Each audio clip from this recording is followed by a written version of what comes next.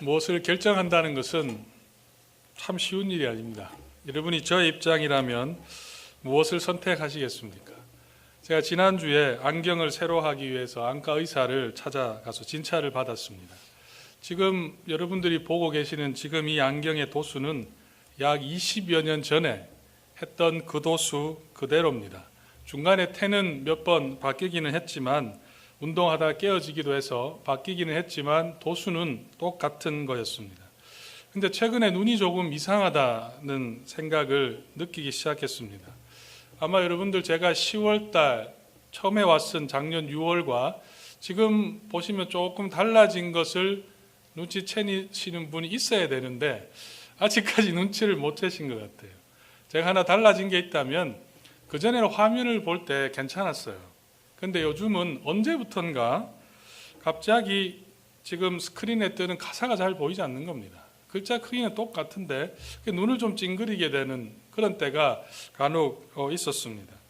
전혀 스트레스가 많아서 그렇진 않습니다. 오해하지 마세요. 너무 장로님들 잘해주시고 교인들이 먹는 걸 너무 많이 줘서 제가 스트레스를 받긴 하지만 지금까지 괜찮게 잘 왔습니다. 점점 눈이 좋지 않아서 사실 좀 당황했습니다. 작년 10월, 11월부터는 아무리 이렇게 보려고 해도 지금도 사실은 소망이라는 글자가 약간 흔들리게 지금 보이는 그런 상황입니다. 눈이 더 나빠졌구나 이런 생각을 하고 있었고 또 안경테도 몇 번 보수 공사를 좀 했어요. 폐기할 때가 다 된 것 같은데 이번에 안경을 할 수 있는 기회가 되었습니다. 그래서 안과를 갔고 조금 겁이 났어요. 갑자기 눈이 나빠진 것을 제가 느꼈기 때문에 혹시나 큰 일이 있을까. 역시나 의사가 청천벽력 같은 소리를 저에게 했습니다. 너무 놀라지는 마세요. 제가 노안이 왔다.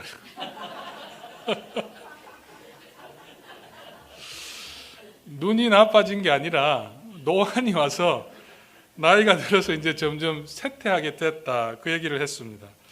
제가 어디를 봐서 노안이 올 나이입니까? 제 피부를 자세히 보세요. 아직까지 제가 20대로 보이지 않습니까? 제가 얼마나 충격을 받았는지 노안이 오면 증상이 있다고 그래요.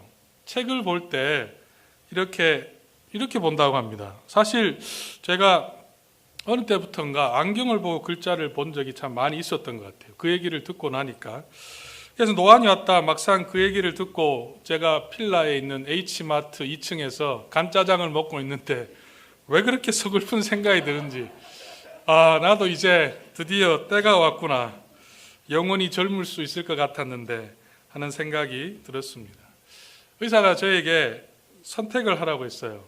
지금의 안경의 도수를 그대로 유지를 하든지 아니면 약해진 시력을 조금 강하게 밝게 할 수 있는 안경을 하든지 또 아니면 리딩 글라스를 따로 두든지 바이포클 아시죠? 안경 밑에 조그만 칸을 둬서 글을 읽도록 하든지 4가지의 선택을 주었습니다. 장단점이 있습니다. 지금처럼 이 약한 도수를 하게 되면 멀리 있는 것은 잘 보이지 않지만 또 책을 보는 데는 지장이 없다고 합니다. 반대로 그 강한 밝은 안경을 하면 멀리 있는 글자는 잘 보이는데 책을 볼 때 눈이 아프고 쉽게 피곤해질 수 있다고 그랬습니다. 그러면서 바이포컬을 하든지 아니면 또 하나의 선택이 리딩 안경을 따로 하라고 이렇게 이야기를 했습니다. 여러분이 저의 입장이라면 어느 쪽을 선택하셨을 것 같아요? 여러분이 제 입장이라면 아마 다들 지금 노안이 오실 나이가 한 분도 안 계신 것 같은데 여러분이 저의 입장에는 어떤 선택을 하겠습니까? 싼 게 좋은 거다. 싸게 가자. 그렇게 선택하시겠어요? 아니면 이 인물이 손상되지 않는 그런 안경을 써야 되겠습니까? 아니면 어차피 노안은 계속 진행될 것이고 언젠가는 그쪽으로 가게 될 텐데 지금 밝게 지금부터 적응하는 것이 좋지 않을까 그런 생각을 하십니까? 아니면 당분간 같은 도수를 유지하면서 목사에게는 책을 꼭 읽어야 되죠. 책을 읽는 것이 훨씬 더 좋을 것이다. 그렇게 더 좋은 의학 기술이 발달될 때까지 기다려야 할까요? 눈이 약하면 좋은 것이 있습니다. 보기 싫은 거 안 봐도 되고 눈에 보이지 않습니다. 눈이 약하니까 여러분 조는 모습도 잘 안 보여요. 때로는 그게 유익할 수 있겠구나. 여러분 표정이 너무 자세히 보이면 제가 설교를 제대로 할 수 있겠습니까? 그런 면도 좋기도 하고 사실은 고민 중입니다. 아직 결정을 못했습니다.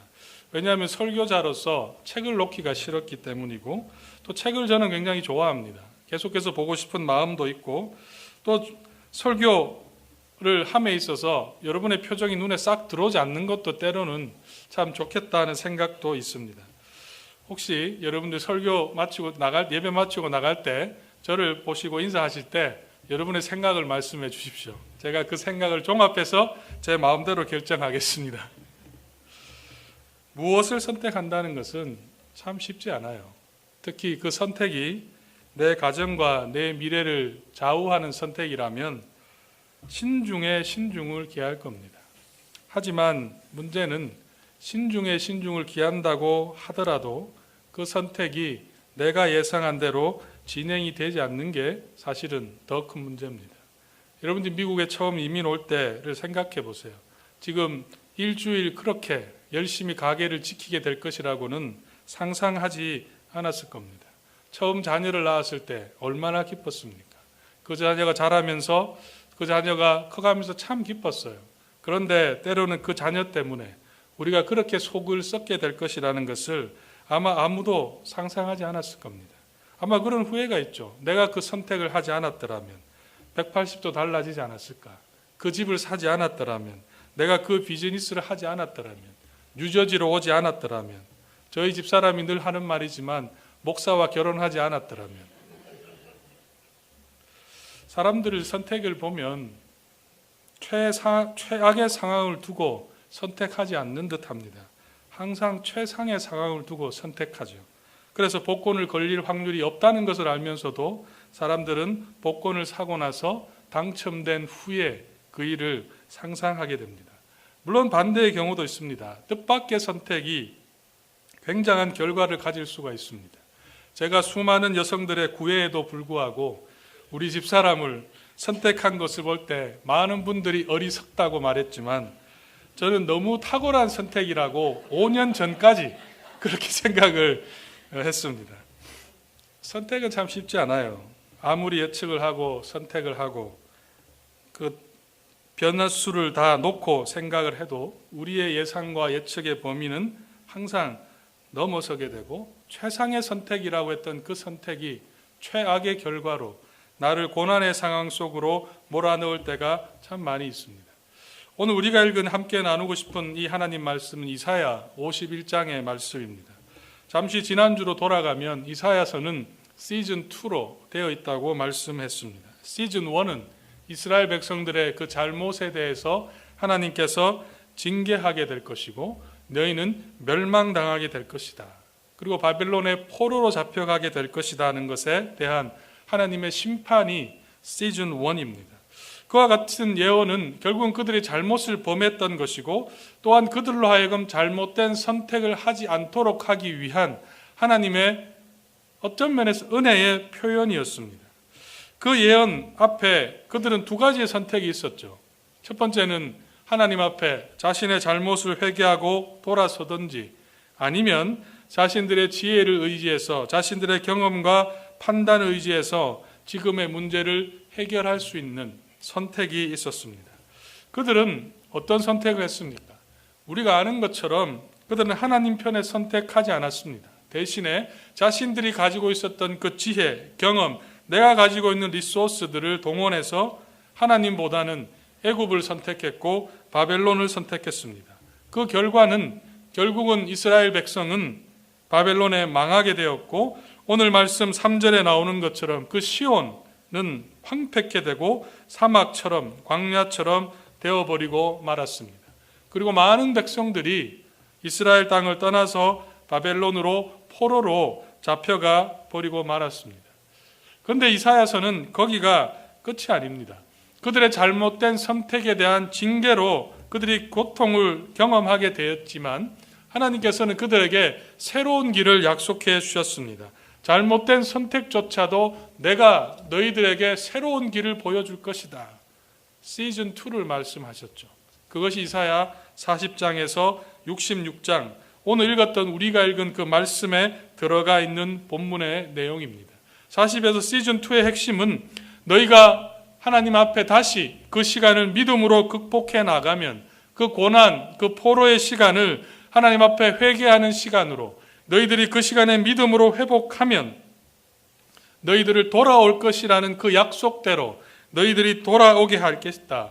믿음으로 기다리라 하든지 아니면 계속해서 멸망을 생각하면서 그들을 향한 그 상황 속에 불평하고 원망할 것에 대한 그 선택을 그들 앞에 두셨다는 말씀입니다. 그 내용이 이사야의 내용입니다. 그런데 여러분, 그들은 무엇을 선택했습니까? 그 하나님의 약속, 그 회복의 말씀을 들으면서도 그들은 믿음을 회복하는 시간으로 그 시간을 살펴보지 않았다는 거예요. 고난의 시간에 지난주에 우리가 말씀 나누었던 것처럼 그들은 불평하고 하나님께서 우리를 무시한다고 원망의 시간으로 그들은 보내었습니다. 이러한 상황을 놓고 우리 자신들을 보면 고난 가운데 있는 우리에게도 하나님은 우리에게 동일한 약속을 받았다는 것을 여러분 알고 있습니까? 성경에서 우리에게 계속해서 말씀하시는 내용은 회복입니다. 우리에게 하나님은 회복을 약속하셨어요. 그리스도를 통해서 믿음으로 나의 주님으로 그리스도를 고백할 때 하나님은 우리의 삶을 회복해 줄 것이다. 영원한 삶으로 우리를 인도해 줄 것이라는 것을 약속해 주셨습니다. 그리고 그 약속 앞에 우리에게도 두 가지의 동일한 선택이 있다는 것을 여러분 알고 있습니까? 지금 내가 당하는 그 고난이 나의 실수로 나의 잘못된 판단으로 오는 그 징계라고 할지라도 하나님은 두 가지의 선택을 주셨어요. 불평하고 원망하고 비난하고 핑계거리를 찾을 것인가? 하나님이 나를 무시하고 하나님이 나를 외면하시는구나 하는 쪽을 선택할 것인가? 아니면 반대의 선택도 가능하다는 겁니다. 오히려 그 속에서 믿음을 회복하고 하나님의 뜻이 있구나를 생각하고 그 고난의 시간을 오히려 믿음을 회복하는 시간으로 하나님의 뜻을 이루는 하나님과 더 건강한 관계를 만들어가는 시간으로 보낼 수가 있다는 그 선택이 우리 앞에 놓여져 있다는 겁니다. 지금 여러분의 지나온 시간들 한번 생각해 볼 때 여러분 어느 쪽을 선택하셨습니까? 여러분은 지금 어느 쪽을 선택하려고 하는 그 기로에 서 있습니까?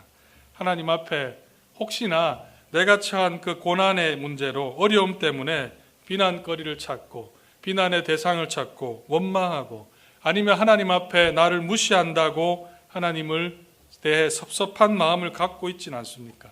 잘못된 선택으로 인한 고난 중에서도 아니면 하나님의 뜻을 생각하고 내가 하나님 편에 서야 되겠다고 생각하면서 선택하고 있습니까? 제가 바라기는 우리 교회에 속한 모든 성도들은 어떠한 고난, 그것이 때로는 나의 잘못된 선택으로 인해서 나에게 오는 고난이라 할지라도 때로는 그것이 하나님의 징계로 인한 어려움이라 할지라도 그 후에는 하나님께서 내 인생을 회복시켜 주시겠다는 그 약속, 시즌2가 우리에게 준비되어 있다는 그 약속을 믿고 살아가기를 소망합니다. 그 약속을 우리가 바라보면서 계속해서 하나님 앞에 회개하고 믿음으로 그 시간을 기다릴 수 있기를 소망합니다. 그렇게 해서 우리가 어떻게 해야 될까요? 저는 오늘 말씀이 바로 그것을 보여줍니다. 우리가 믿음으로 기다린다는 것, 하나님 편을 선택하기 위해서 우리가 가져야 될 그 삶의 자세가 저는 오늘 우리가 읽은 말씀에 나와 있습니다. 함께 오늘 1절 말씀을 같이 한번 읽어보겠습니다. 이사야 51장 1절 같이 읽겠습니다. 자, 시작. 의를 따르며 여호와를 찾아 구하는 너희는 내게 들을지어다. 너희를 떠낸 반석과 너희를 파낸 우묵한 구덩이를 생각하여 보라. 너희의 조상 아브라함과 너희를 낳은 사라를 생각하여 보라. 아브라함이 혼자 있을 때에 내가 그를 부르고 그에게 복을 주어 창성하게 하였느니라. 1절 2절 말씀 읽어봤는데요. 여러분 이 말씀을 읽어보면서 어떻게 하라고 지금 말씀하고 있습니까? 1절 2절 말씀에 나오는 이 하나님의 말씀 속에 하나님께서 이제 고난을 앞두고 있는 그 백성, 고난이 눈앞에 있는 어떤 면에서 고난, 계속되는 고난이죠. 그 고난 속에 있는 성도들에게 어떻게 해야 된다고 지금 말씀하고 있나요? 중요한 말씀이 하는 구절이 있습니다. 생각하여 보라. 하나님께서는 두 번이나 너희는 생각하며 또 생각하라고 1절에도 말씀하고 있고 2절에도 생각하여 보라고 말씀합니다. 무엇을 생각하라고 지금 말씀하고 있습니까? 오늘 읽은 이 하나님의 말씀에 무엇을 생각해야 될까요? 반석, 또 구덩이, 아브라함, 사라를 생각하라. 무엇을 생각하라는 말입니까? 이 말씀의 의미가. 여러분에게는 이 말씀이 어떻게 다가오시나요? 이 반석, 하나의 돌인데요. 이 반석과 파낸 우둑한 구덩이는 그들의 신분적 변화를 상징합니다. 여러분, 바위에서 하나의 돌, 반석으로 되어 있지만 사실은 돌이에요. rock. 하나의 그 돌이 자신의 힘으로 나올 수 있겠습니까? 우묵한 웅덩이에 있는 흙이 내가 구덩이를 만들어야 되겠다고 해서 만들 수 있을까요? 누군가가 떠야 되는 겁니다. 누군가가 그 바위에서 그 돌을 쪼개야 되는 겁니다. 다시 말하면 너희의 힘으로 할 수 없다는 사실, 너희가 하나님의 백성이 되었다는 그것은 너희들이 잘나서 그런 것도 아니고 너희들이 뭔가 능력이 있어서 된 것이 아니라는 거예요. 전적인 하나님의 힘으로 되었다는 겁니다. 아브라함에게도 동일한 말씀을 하고 있어요. 아브라함과 너희를 낳은 사라를 생각하라. 너희의 조상 아브라함이 언제 구원받았다고 합니까? 혼자 있을 때. 갈대아 우르에 수많은 사람들이 살고 있었지만 유독 아브라함만이 하나님의 음성을 들을 수가 있었다는 거예요. 그리고 여러분, 사라가 몇 세의 아이를 낳았습니까? 90세의 아이를 낳았습니다. 그 아들의 이름이 이삭입니다. 여자 나이 90의 아이를 낳는다는 것은 도저히 불가능한 날이죠. 의학적으로는 도저히 있을 수가 없는 나이예요. 그런데 이 사라가 아들을 낳았어요. 그 이유가 무엇 때문입니까? 하나님의 약속이 이루어진 겁니다. 하나님께서 그 일을 해 주셨던 거예요. 그리고 그 이삭을 통해서 하나님께서 아브라함에게 주셨던 내 민족이 바다의 모래와 같은 많은 민족으로 가는 길을 만들어 준 거죠. 이스라엘 역사를 보세요. 40명이 애굽으로 갔던 그 백성이 몇 만이 되었습니까? 200만이나 되는 엄청난 숫자로 부흥케 되고 인구가 늘어나게 되는 그 일을 상상할 수 없는 일이 일어났다는 겁니다. 한마디로 요약하면 이스라엘 백성들은 결코 하나님의 은혜를 받을 수가 없는 위치에 있었어요. 그런데 그들이 전적인 하나님의 은혜로 하나님의 자녀가 되었다는 겁니다. 그 어떤 민족도 누릴 수 없는 그 은혜를 너희가 받았다는 그 사실을 생각하라는 겁니다. 과거에 주셨던 그 하나님의 은혜를 생각하라는 거예요. 너희가 믿는 그 하나님, 능력의 하나님을 생각하라는 겁니다. 그런데 여러분, 여기서 중요한 단어는 생각하라는 겁니다. 생각하라는 것은 어떻게 생각하라는 겁니까? 옛날에 하나님께서 내 삶에 좋은 일을 주셔서 추억하라는 걸까요? 아니면 과거에 이런 일이 있어서 회상하라, 그런 의미입니까? 고난을 잊기 위해서 과거의 은혜를 회상하라, 추억하라. 여기서 말한 이 단어는 하빕투라는 단어입니다. 하빕투라는 단어는 언제 쓰였냐면 창세기 15장에 가면 하나님께서 언약을 맺으시면서 아브라함을 부르시고 하늘의 보를 가르치면서 내 자손이 하늘의 별과 같이 많아질 것이다. 내가 셀 수 있겠느냐. 그 세어보라는 그 말이 하빕투, 생각하라는 말이에요. 그러면 그냥 과거를 회상하라, 추억하라 이런 말이 아니라 하나님의 그 은혜와 그 역사 속에서 구체적으로 생각하라는 겁니다. 구체적으로 파보라. 그것이 바로 이 생각하라는 겁니다.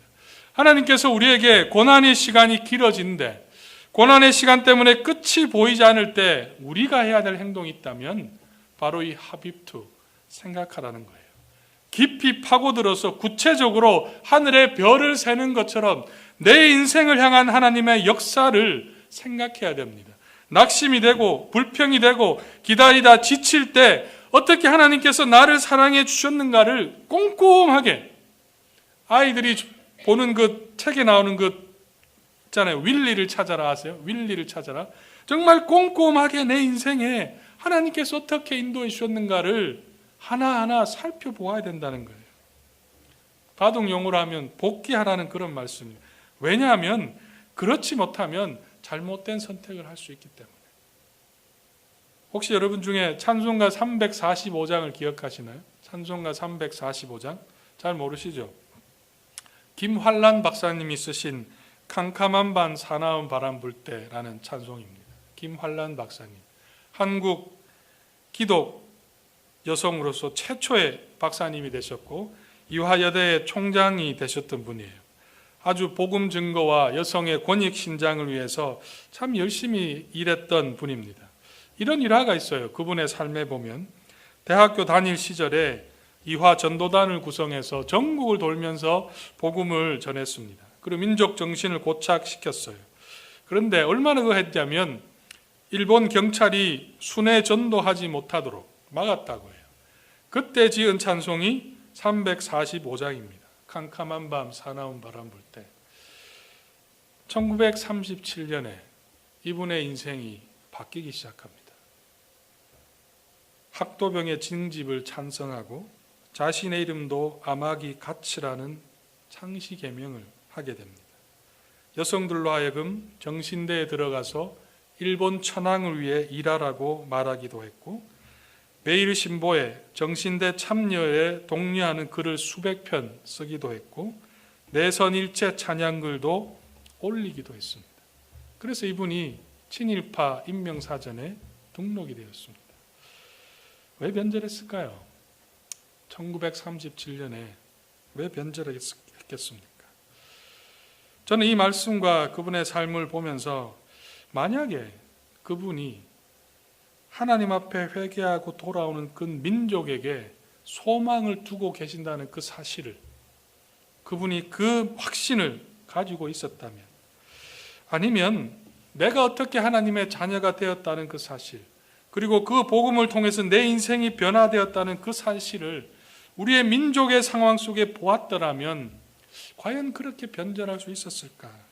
그가 하나님의 은혜, 1908년도에 일어났던 대한민국에 일어났던 그 대부흥의 역사를 그가 합입투했었더라면, 생각했었더라면 그가 그와 같은 후대의 평가를 받을 수가 있었겠습니까? 사랑하는 여러분, 지금 여러분이 고난 가운데 지친다고 생각한다면 합입투하십시오. 제가 확신하건대 내 삶의 어려운 순간에 주셨던 그 하나님의 은혜를 하나하나 구체적으로 생각하면 보이지 않던 길이 보이기 때문입니다. 정말 여러분 자신의 지나온 삶을 한번 쭉 돌아보세요.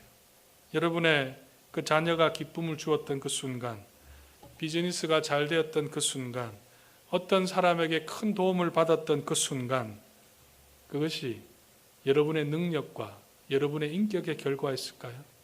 여러분의 노력의 결과였다고 생각하십니까? 전적인 하나님의 은혜입니다. 전적인 하나님의 은혜입니다. 그 은혜로 우리의 삶을 돌아보아야 되는 거예요. 그런데 우리의 문제는 너무 하나님의 은혜를 생각하지 않아요. 고난만 생각하고 빨리 이것이 지나갔으면 한다는 생각합니다. 보이는 대로, 느끼는 대로 생각한다는 말씀이에요. 너무 대충 생각하고 하나님의 뜻으로 내 자신의 인생을, 다른 사람의 인생을, 내 자녀의 인생을 생각하지 않기 때문에, 교회를 생각하지 않기 때문에 불평하고 원망하고, 마치 출애굽의 이스라엘 백성들이 40년 동안 하나님의 만나를, 홍해를 건너주는 그 역사를 보면서도 불평하고 원망했던 것처럼 우리도 그러한 삶을 살아갈 수가 있다는 겁니다. 다시 한번 여러분한테 부탁을 드립니다. 합입투하십시오. 하루하루 순간순간 나에게 주셨던 그 하나님의 은혜를 생각하면 다른 것이 보이는 겁니다. 오늘 말씀 3절 한번 가보세요. 3절 말씀 보시면 같이 읽어보겠습니다. 시작. 나 여호와가 시온의 모든 황폐한 곳들을 위로하여 그 사막을 에덴 같게, 그 광야를 여호와의 동산 같게 하였나니 그 가운데 기뻐함과 즐거움과 감사함과 창화하는 소리가 있으리라. 합입됐을 때 어떤 결과가 나타나고 있습니까? 오늘 말씀에 보면 중요한 하나님의 마음이 있어요. 특히 이 말씀에 나 여호와가 시온의 모든 황폐한 곳들을 위로하여, 시온의 황폐한 곳들은 지금 이스라엘의 그 고난의 상황을 의미합니다. 위로한다. 이 말은 우리처럼 그렇게 안 됐어 이런 차원이 아니에요. 이 말의 의미는 뭐냐면 하나님의 그 가슴 깊이 우러나는 그 하나님의 위로가 있다는 겁니다. 하나님께서 회복시키고자 하는 여러분을 향한 그 애절한 하나님의 마음을 받을 수가 있다는 거예요. 더 놀라운 사실은 오늘 말씀 한번 보세요. 나 여호와가 시온의 모든 황폐한 곳들을 위로하여 그 사막을 에덴 같게 하신답니다. 70번 길에 있는 에덴 식당이 되는 게 아니라 에덴 같게 하고 그 광야를 여호와의 동산 같게 한다는 사실이 중요해요. 사막, 황폐한 곳이 어떻게 된다는 겁니까? 여호와의 동산이 되는 거예요. 여호와의 동산, 꽃이 피고 나무가 피는 그 차원이 아닙니다. 여러분, 이 말씀이 여호와의 동산이 어떤 곳입니까? 놀라운 생명이 있고 단순히 삶의 변화되는 이 정도가 아니라 영원한 삶, 기쁨과 감사와 오늘 나오는 이 찬양이 있는 그 어떤 것도 빼앗을 수 없는 그 에덴 동산의 그 기쁨이 바로 그 땅에서 일어나고 있다는 거예요. 이 사실이 중요합니다. 우리가 하빕투, 내 인생의 지나온 역사를 고난 가운데 생각한다면 그냥 단순히 내가 어려움의 문제에 벗어나는 그 차원에 넘어서서 지금의 환경을 뛰어넘어서 더 우리가 상상하지 못하는 그 하나님의 역사의 자리에 우리가 설 수 있다는 그 놀라운 역사를 하나님께서 오늘 말씀을 우리에게 약속하고 있다는 거예요. 그렇기 때문에 여러분, 우리는 우리의 삶 속에 불평, 원망을 떴어버리고 그 속에서 하나님의 뜻을 생각해야 돼요. 하나님의 은혜를 우리가 돌아보아야 된다는 겁니다. 사랑하는 여러분, 지금 여러분은 무엇을 보고 있습니까? 지금 여러분은 여러분의 인생에서 무엇을 생각하고 있습니까? 제가 재밌는 문제를 하나 낼게요. 성냥개비가 6개가 있습니다. 그 성냥개비로 삼각형 4개를 만들려면 어떻게 해야 될까요? 성냥개비 6개로 정삼각형, 이게 눈에 보여야 가능하시죠? 정삼각형 4개를 만들려면 어떻게 해야 되겠습니까? 다르게 생각해야 됩니다. 다르게. 평면에 깔아서는 도저히 되지 않아요. 3개를 깔고 위로 꼭지점을 매서 3개를 두고 맞추어야 됩니다. 그러면 정삼각형이 4개가 나오는 겁니다. 계산이 되시나요? 다르게 생각하셔야 된다는 말씀이에요. 이것은 어디에 나오냐면 베르나르 베르베르가 썼던 개미라는 책을 보면 그 문제가 챕터마다 나옵니다. 우리는 다르게 생각하지 않아요. 내 경험, 내 판단, 내 지식으로 그 생각만 하고 있는 겁니다. 하나님은 생각하라, 하빕투하라. 이 말은 다르게 생각하라는 거예요. 환경을 보고 판단하지 말고 하나님을 보고 영원하신 그 하나님의 계획을 보고 내 삶을 볼 때 다르게 볼 수가 있습니다. 다르게 생각할 때 거기에 빛이 있는 거예요. 거기에 소망의 빛이, 하나님이 지금 일하고 계시는 그 하나님의 열심을 여러분이 볼 수 있습니다. 사랑하는 성도 여러분, 또 한 주간이 우리 앞에 펼쳐져 있습니다. 이 한 주간 다르게 생각하십시오. 하나님의 은혜로 여러분의 삶을 보십시오. 그리고 오늘 말씀에 1절 말씀에 나오는 것처럼 이 말씀이 누구에게 주어졌냐면 1절에 의를 따르며 여호와를 찾아 구하는 너희라고 되어 있어요. 이 약속의 말씀이 불평하고 원망하는 너희가 아닙니다. 의를 따르며 여호와를 찾아 구하는 자에게 주시는 약속입니다. 다시 말하면 우리의 삶의 방향은 다르게 생각하면서 다르게 생각하라는 말은 의를 따르고 여호와를 찾아서 한 주간 우리의 삶을 디자인해야 됩니다. 그럴 때 여러분 그 속에 소망이, 희망이 보이는 겁니다. 한 주간 승리하십시오. 우리 다 같이 일어나셔서